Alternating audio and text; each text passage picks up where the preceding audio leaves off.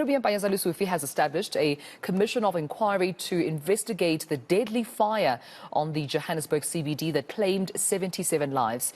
The inquiry will also look into the prevalence of hijacked buildings in the city that caused, of course, the fire and who should be held accountable. The Premier joins me now for more on this. And Premier, thank you so much for your time. A very warm good morning to you.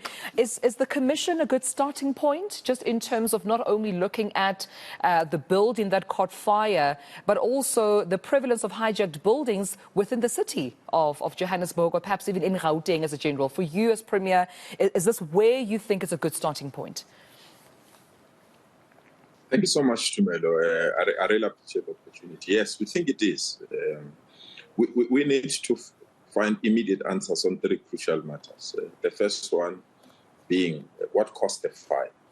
I mean, if 77 people die and we don't know what caused the fire, it means it can happen in any other building. So we wanted an independent body chaired by a person with impeccable credentials to chair the session, so that no one is protected and no one can use their political influence or any other influence to circumvent being accountable. Secondly, it's not only establishing what caused the fire, but who's responsible, who should. Premier, I seem to be losing you there. Our connection line not on our side at the moment. I'll give you another chance just to reiterate that point. Premier Panyaza Lesufi, you're making the point around the next reason why this commission is equally important. Let's please pick up there. Yeah, the next reason being everyone does not know who should be held accountable, who should take the blame, and who should account to society for what has happened. I feel that an independent person will be in a position to assist and guide us. And that's the reason why we felt that a retired judge is better positioned to find and also guide us who's responsible. The third, which is very, very crucial, is the hijacked buildings. People have been making various accusations that this happened a long time ago, that there are mafias or gangsters controlling or hijacking buildings. We need to get the modus operandi and also get guidance from a judge on how best to resolve the matter within the confinement of the law. And to come back to our question, I really believe that a commission of inquiry can assist us. I know South Africans are fatigued by commission of inquiries, but I felt that this is very important so that we can get this information as quickly as possible. It doesn't stop, as per our communique, it doesn't stop the SAPS to do their work. It doesn't stop the public protector to do their work.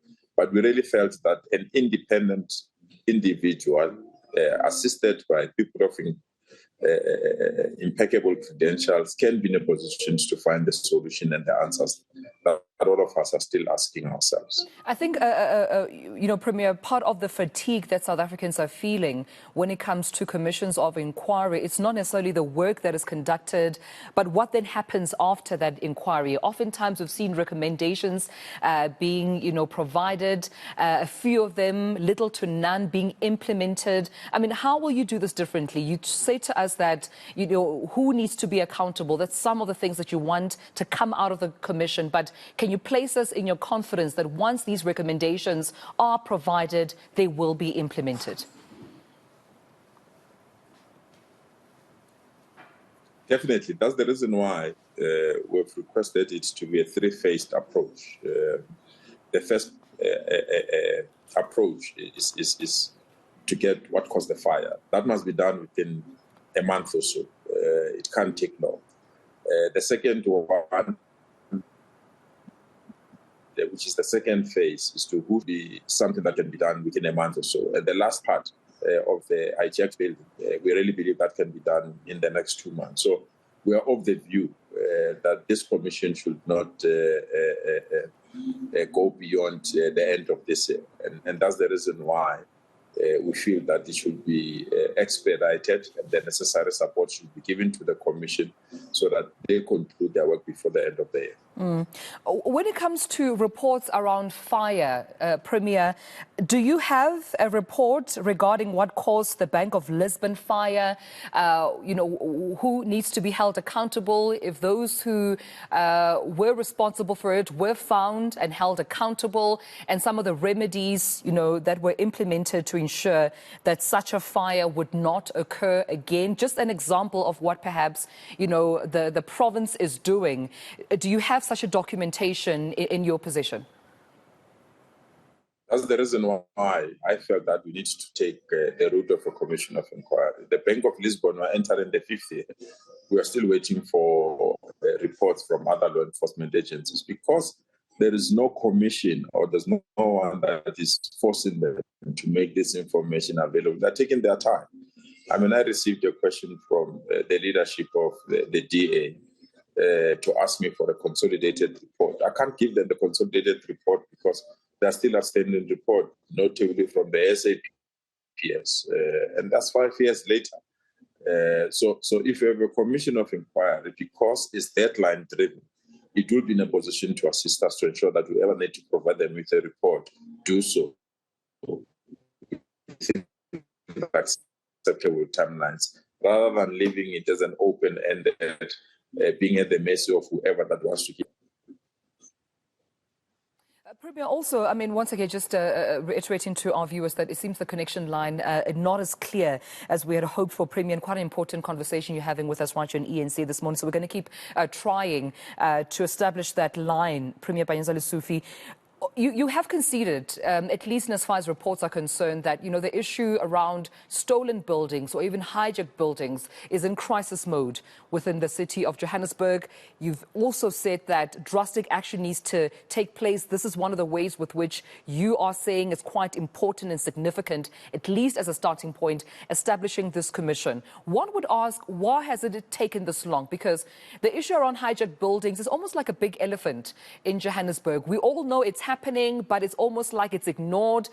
Someone is waiting on the other to take action on it. But every single day you either walk or pass by the inner city, we can definitely see the dilapidated status of our buildings, which in turn, create these crime dens and these drug dens and crime-infested streets and roads around our inner city, particularly in Johannesburg.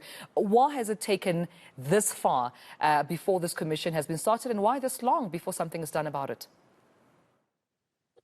It's so true, Dumelo, and that's the reason why I felt that let's have a commission that will assist us to establish those facts. Because when I took office, I asked, where are these reports? And when did this thing start? And how can we intervene? And it's a blame game. Local government feels that it's people that are within the inner city that are the landlords. Landlords feel that the municipality and law enforcement agencies are not protecting them. And the law enforcement are also complaining about an organized syndicate that is taking over buildings. So if we don't have an institution that can formally give us guidance and have an institution that can formally lay blame where blame needs to be laid, we're going to beat about the bush and have this thing affecting investment in our inner city and also affecting South Africans that are staying in those areas. So let's have this commission so that it can give us answers and it can serve as a base document for future references and for actions that need to be taken within the confinement of the law. Thank you so much, Premiers, for making time to speak to us about this. Gauteng Premier Panyaza Lesufi, thank you for your time right here on NewsLink.